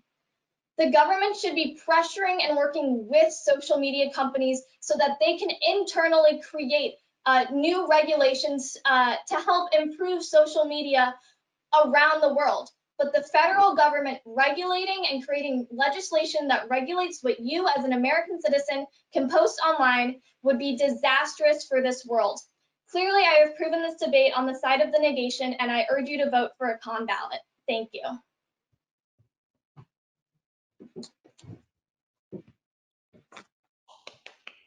Very nice job. Thank you, Brassil. And I would like to invite everybody to the panel.